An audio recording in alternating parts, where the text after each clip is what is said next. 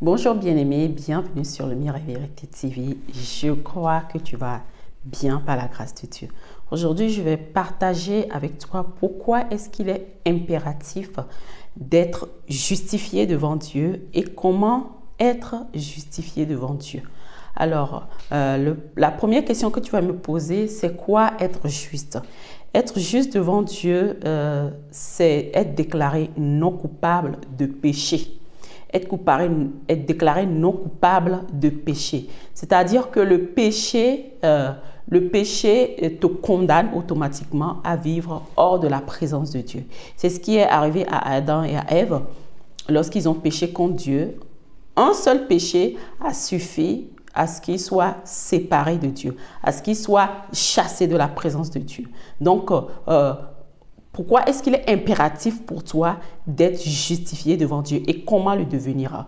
Alors, Dieu te dit, pour être juste devant lui, il te faut, voilà, être sans péché.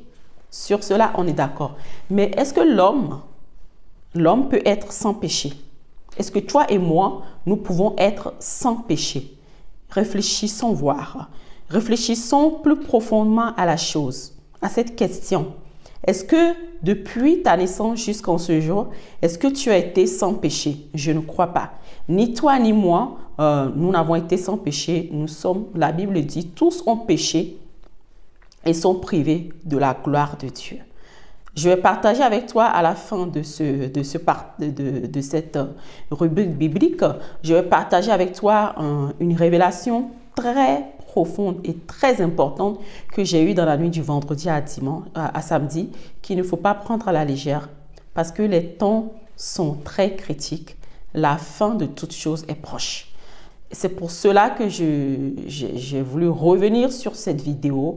Je l'avais fait dans l'étude biblique que je vous avais partagée les semaines dernières sur la justification, sur qu'est-ce que c'est d'être justifié. Mais là, je vais rentrer en profondeur et expliquer à une personne qui n'a pas encore compris qu'est-ce que c'est que la justification devant Dieu et pourquoi est-ce qu'il est impératif, plus que jamais important pour toi d'être justifié. Donc, je viens de te le dire, je te le répète, être justifié devant Dieu, c'est être sans faute. Donc, on est d'accord que toi et moi, nous ne sommes pas des humains sans faute. Nous péchons jour et nuit. Il n'y a pas une seule journée où tu n'as pas fait quelque chose qui a été désagréable devant Dieu. Je te rappelle que le péché, c'est faire quelque chose qui a été désagréable, pas devant les hommes, mais devant Dieu. Selon les règles divines, tu ne devais pas faire tel ou tel ça. Voilà. Donc, Dieu te dit aujourd'hui qu'il veut te justifier.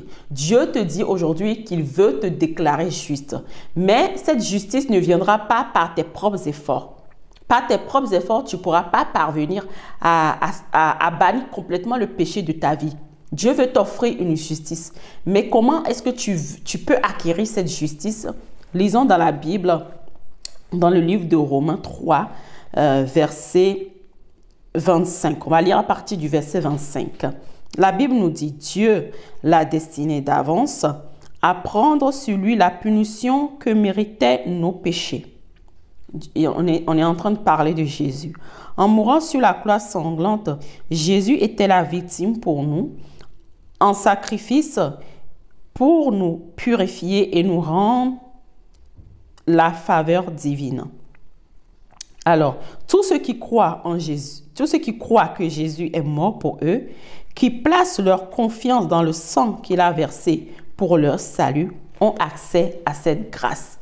Donc, Dieu te dit aujourd'hui que être justifié, c'est une grâce, c'est un don de Dieu. C'est un don de Dieu. Alors, on va aller plus loin dans les versets. Alors, on va aller. Non, cette justice s'acquiert. Comment ça s'acquiert? Voilà donc ce que nous affirmons. L'homme retrouve sa vraie position vis-à-vis de Dieu.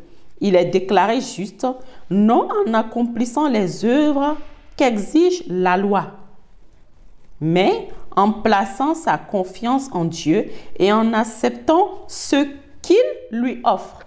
Donc, Dieu te dit que tu n'es pas justifié devant lui en accomplissant la loi. La loi, c'est tu ne voleras pas, tu ne mentiras pas, et tout ce qui suit. Dieu te dit que ce n'est pas comme ça que tu vas être justifié devant lui. Tu vas être justifié devant lui en acceptant la justice que lui, il t'offre. Et cette justice qu'il t'offre a coûté quelque chose. Ce n'est pas une justice gratuite. On l'a lu là. On l'a lu dans les versets précédents. Il a payé cette justice par le prix du sang de notre Seigneur Jésus. C'est quelqu'un qui a payé cette justice et veut te l'offrir. Et cette personne, c'est Jésus-Christ de Nazareth. C'est Jésus-Christ de Nazareth que Dieu a donné comme sacrifice pour pouvoir payer cette justice pour toi. Et Dieu veut maintenant t'offrir cette justice qui a été payée par Jésus-Christ. Et il le dit en allant plus loin dans toujours Romains 3, verset 20. Non, il n'y a qu'un seul Dieu qui est le Dieu de tous les hommes, juifs et non-juifs. Il accepte et justifie les juifs, tous les juifs qui croient. Il accepte aussi et justifie par la foi les gens de tous les peuples. Dieu te dit que tu es justifié par la foi, en croyant qu'il t'offre cette justice et que quelqu'un qui s'appelle Jésus-Christ a payé le prix pour te l'offrir. Donc, mon bien-aimé, mon frère, ma soeur, tu ne peux pas dire que tu vas être juste devant Dieu à travers tes propres œuvres. Non, c'est impossible. Pour être juste devant Dieu, impossible de l'être à travers tes propres œuvres. C'est Dieu qui doit t'offrir sa justice parce que sa justice est parfaite. Sa justice n'a rien à voir avec la justice des hommes. La justice de Dieu, c'est ce qui te donne accès de demeurer dans la présence de Dieu, ici-bas, jusque dans l'éternité. Parce que, je te le rappelle, un seul péché a suffi à Adam et Ève d'être bannis du paradis, d'être bannis de la présence de Dieu, d'être bannis de l'intimité avec Dieu. Donc, toi et moi, on peut compter le nombre de péchés qu'on fait aujourd'hui. Mais Dieu te dit que il t'offre cette intimité avec lui, il t'offre cette vie, cet accès dans son intimité, quand tu vas accepter l'offre qu'il est en train de faire, en acceptant que Jésus a payé le prix pour toi. Donc, mon cher ami, réfléchir sur cela et je te le conseille très vivement parce que le temps est plus que très important que tu puisses ouvrir les yeux et je prie que Dieu lui-même puisse t'ouvrir les yeux pour que tu puisses accepter ce don que Dieu est en train de faire. Ce don que Dieu est en train de faire. Alors, je vais partager avec toi une révélation que j'ai eue dans la nuit du vendredi à samedi, qui est une révélation très importante et je ne suis pas la seule à l'avoir. Je ne viens pas ici devant toi comme une prophétesse qui a reçu quelque chose d'extraordinaire. Non, c'est une révélation que Dieu révèle à ses enfants dans ces temps de la fin. Dans ces temps de la fin où nous sommes plus que jamais dans la fin des fins. Alors, dans la nuit du samedi à dimanche, j'ai eu un songe, Dieu m'a parlé.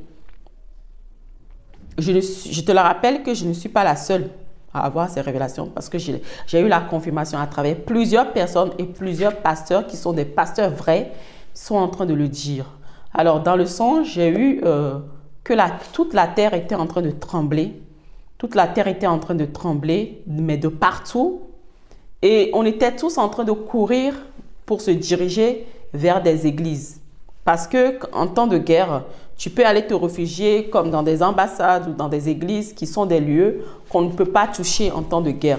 Donc, c'est le réflexe que j'ai eu dans le rêve où j'étais en train de courir vers une église pour me réfugier. Et j'étais en train de courir avec ma famille et toute ma famille était derrière. On était en train de courir. Et on est arrivé dans l'église et on était vraiment très nombreux à se diriger vers l'église. Mais arrivé d'un coup, ils ne voulaient pas recevoir tout le monde. L'église ne voulait pas recevoir tout le monde. Vous imaginez, et j'étais frustrée. Mais je dis, mais si l'église est un lieu qui accueille tout le monde, pourquoi est-ce que tout le monde ne peut pas être reçu dans l'église? Et j'étais en train de dire cela. Et ils ont dit non, il n'y a pas de place pour tout le monde, donc désolé, on ne peut pas recevoir tout le monde. Et j'ai pu rentrer dans l'église et Et il y avait d'autres personnes, ma famille qui me suivait, qui sont rentrées aussi.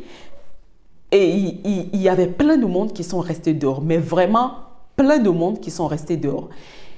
Et ils nous ont accueillis, ils étaient en train de faire pour nous des formalités, voilà, pour qu'ils puissent nous héberger dans l'église. Et j'ai entendu une voix qui résonnait du ciel, qui était vraiment une voix très impressionnante, qui était en train de me dire que ces secousses que la terre a subies sont que des signes annonciateurs de la fin. Et que dans moins de 10 ans, j'ai bien reçu la parole, dans moins de 10 ans, toute chose aura sa fin. Toute chose aura sa fin. Ce sera la fin, dans moins de 10 ans. C'est ce que j'ai reçu, et c'est une parole qui a été gravée sur mon cœur et que je viens te partager aujourd'hui, mon cher ami. Si tu n'as pas encore fait la paix avec Dieu, tu ne pourras pas être enlevé. Dans moins de 10 ans, l'église du Dieu vivant, c'est l'église qui sera acceptée. C'est l'église qui sera, c'est celui qui aura fait la paix avec Dieu, qui va être pris avec le Seigneur Jésus. C'est celui qui aura mis sa vie en règle, qui sera pris avec le Seigneur Jésus. Tu ne peux pas vivre dans une vie de débauche et de désordre et t'attendre à quoi que ce soit. Donc, je t'interpelle vivement à ce que tu puisses faire la paix avec Dieu, à ce que Dieu t'ouvre les yeux, qu'il ouvre tes oreilles pour que tu puisses accepter le salut qu'il est, la justice, le salut qu'il est en train de t'offrir à travers le Seigneur Jésus. J'ai participé à un temps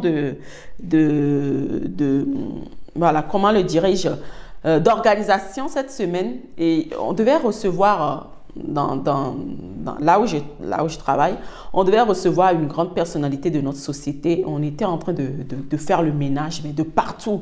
Tout le monde était en train de courir de partout pour que les choses soient prêtes, pour que le désordre qu'il y a dans l'entreprise, dans notre bureau, voilà, que tout soit nickel. Et j'étais en train de penser à cela. Je me dis, mince, si nous les hommes, nous sommes conscients de ce qu'il y a une personnalité importante qui est en train d'arriver chez nous et que nous voulons mettre de l'ordre là où il y a le désordre, encore plus la venue de notre Seigneur Jésus, encore plus le retour de notre Seigneur Jésus, encore plus Dieu qui vient prendre son église et prendre avec lui les personnes qui se sont réconciliés avec lui, qui ont donné leur vie à Jésus. Encore plus, nous devons mettre de l'ordre dans notre vie. Nous devons nous débarrasser de tout ce qui est désordre, tout ce qui n'est pas de lui, pour être prêt pour l'enlèvement, Alors, si tu n'as pas encore fait la paix avec Dieu, si tu n'as pas encore reconnu, mon cher ami, le Seigneur Jésus comme ton Seigneur et ton Sauveur,